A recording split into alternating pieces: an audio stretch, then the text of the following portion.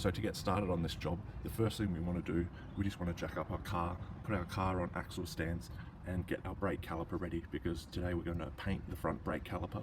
And I'm just getting everything sort of ready beforehand to show you guys. So the first thing you want to do is take your front wheel off, and then we've got the two caliper mounting bolts here, the large ones. You want to slacken those off first, get those loose, and then you want to remove the guide pin bolts. There's one here, and then there's another one that's underneath in here. So it's just two bolts. And for me, this hex head works the best. I've found that some bolts are Torx and some are hex head, and it's simply just in there to remove the guide pin bolts. And just for you guys that are interested, there's a guide pin bolt there, so it goes in here, it removes from there, and there'll be dust caps also, so you just pull those off. That's pretty straightforward. And then with that loose, you should be able to take the this is a two-part section, you'll be able to pull it apart and move to the next section. You also want to slacken off the hydraulic hose and put a clamp on it, because you might get a little bit of fluid coming out of here. Remember, brake fluid is a real problem with this job, and it can be a real mess, so just remember to clamp off your line. So to remove some of the caliper, all you want to do, you can just use a bit of leverage to lever it off, and you can see it frees itself from these two parts here. Use a bit of leverage, be gentle, be polite, and it should come off easily. And there you can see that's where the guide pin connects these two together. So leave that off, it'll come off in two parts. And then your next step is you want to separate the hydraulic line from the hat of the brake caliper, and you'll have to do that just by carefully holding it and twisting the two parts apart. Be prepared for some brake fluid that might leak out from here, but just remember brake fluid, and just be very careful, because this is heavy. And that's what it looks like with the hat of the caliper removed. Your next task is to remove the rest of the caliper. Pretty straightforward. These two large bolts in here, and this whole system will just remove off the disc. You can see here I've just got the hydraulic line out of the way, and the brake pad wear sensor, that's just tucked out of the way too. You don't need to worry about that too much. But just so you undo these two bolts, this whole system will remove, and then we can start cleaning it. Just a quick tip for you guys, remember, keep each side of the car separate from one another. You don't want to get these parts mixed up with the left hand side and the right hand side, so keep a separate container on each side of the car or something. Whatever you want to do to make sure the parts are kept separate and clean and out of the way. And here's just a picture of the caliper hat here. We can just remove, that's the brake pad wear sensor bolt. We can just easily remove that and just keep it out of the way. And there you go guys, Brembo brakes, quality stuff. And the next part we can start dismantling is the rest of the caliper to paint it. Remember, when you take the bleed screw off, when we pull this off, there's probably going to be a lot of brake fluid coming out, so you'll need a container to catch the brake fluid that's kept inside this.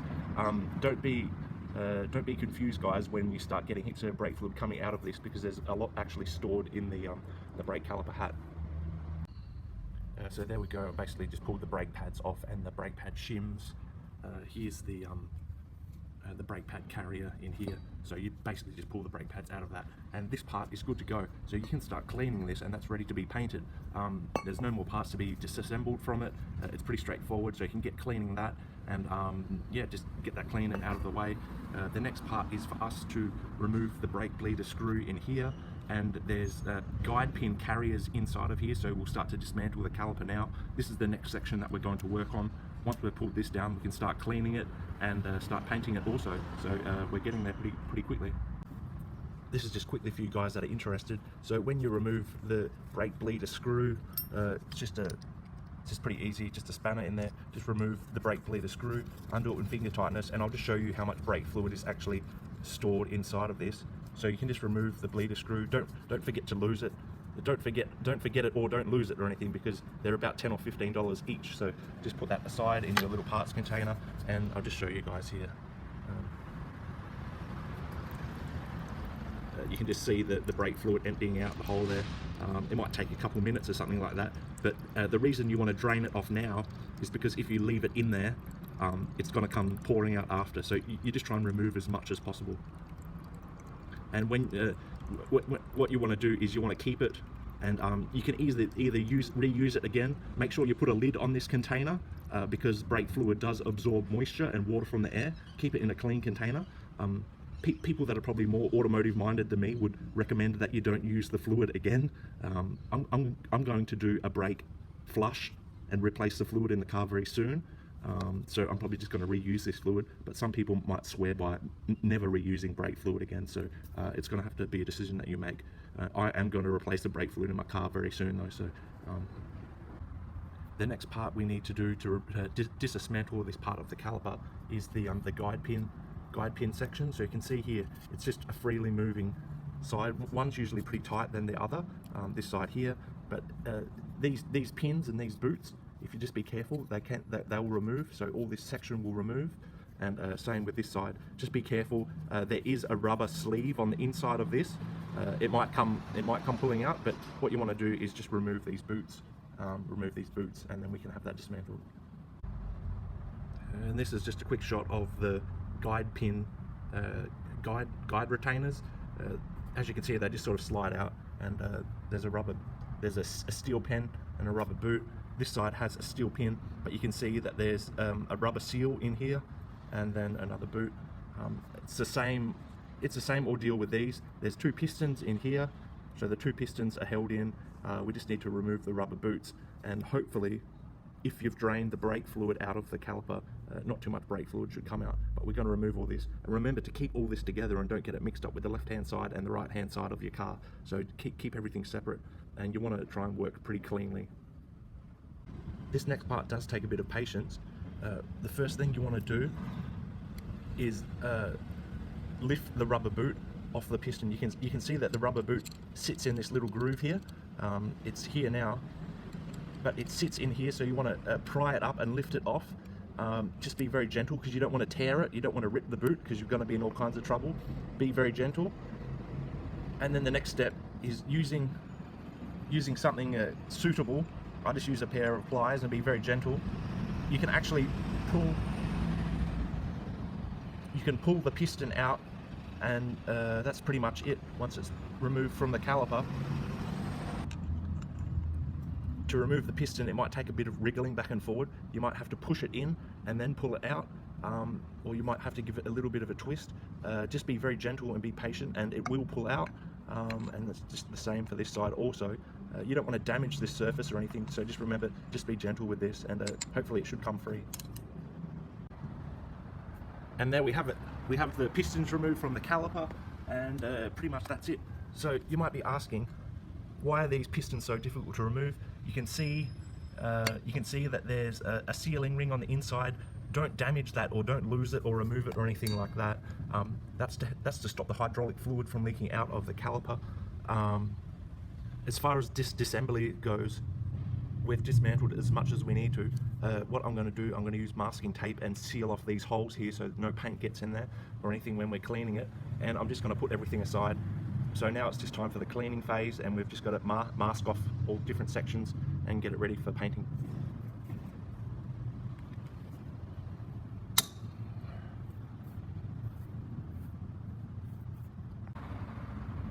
With the cleaning part, it's up to you how crazy you want to go and how much you really want to strip it back.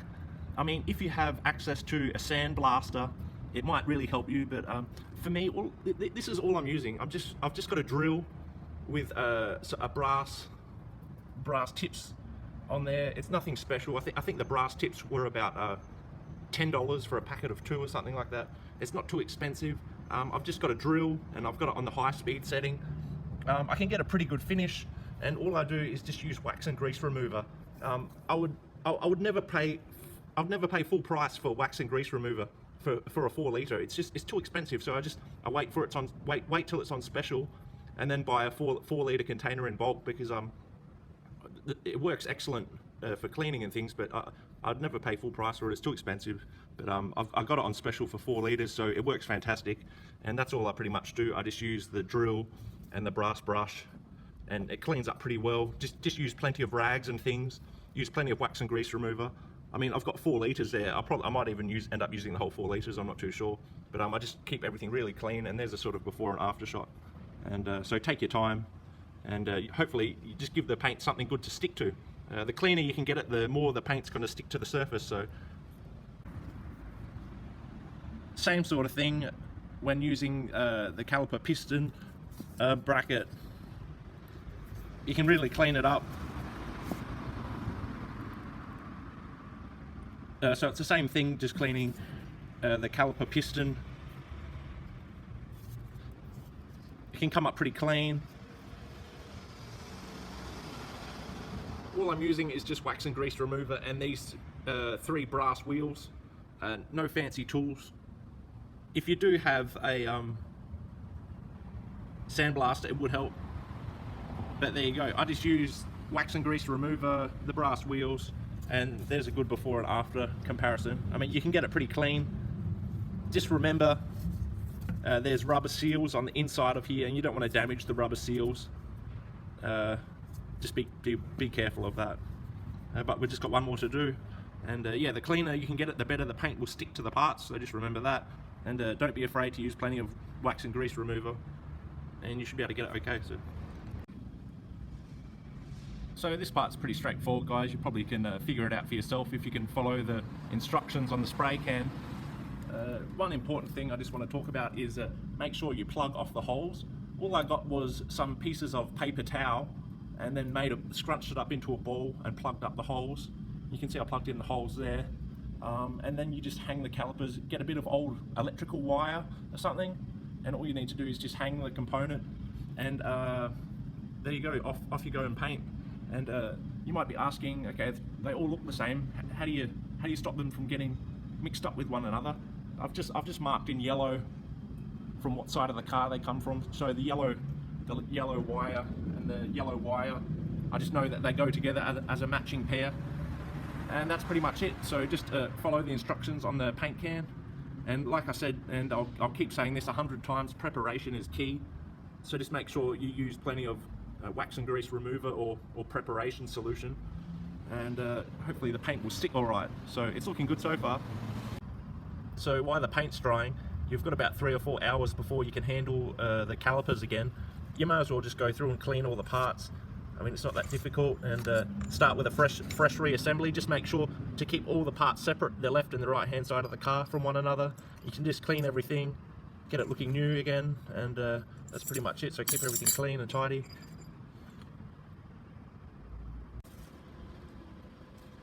And there we go. So the calipers are painted, all our parts are clean. It's just a matter of reassembling the caliper. There's a few steps involved, but we'll just go through it.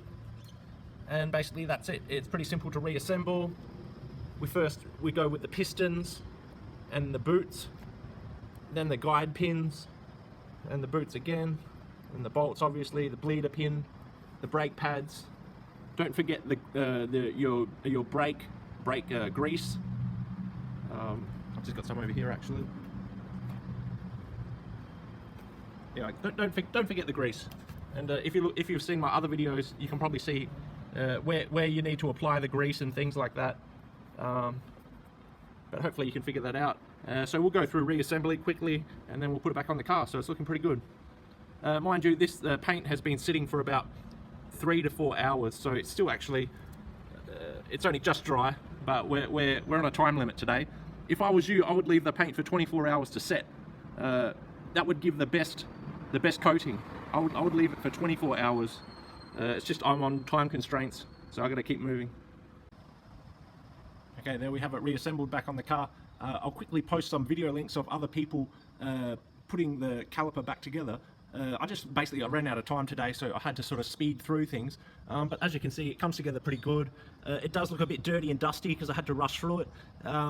And like I said, if you do paint these, I would leave it 24 hours for the paint to set. And you're going to get brake fluid everywhere. And brake fluid is a good paint stripper. So it does look a bit shabby here, but we did the best we could. And yeah, there we go. So that's the front brake calipers done. And just remember to bleed your brakes and to make sure you use your brake grease and put your pads around the right way. Remember the torque settings for mounting the caliper and the caliper guide pin bolts. You can see my other videos for the torque settings if you need to double check those. So there we go.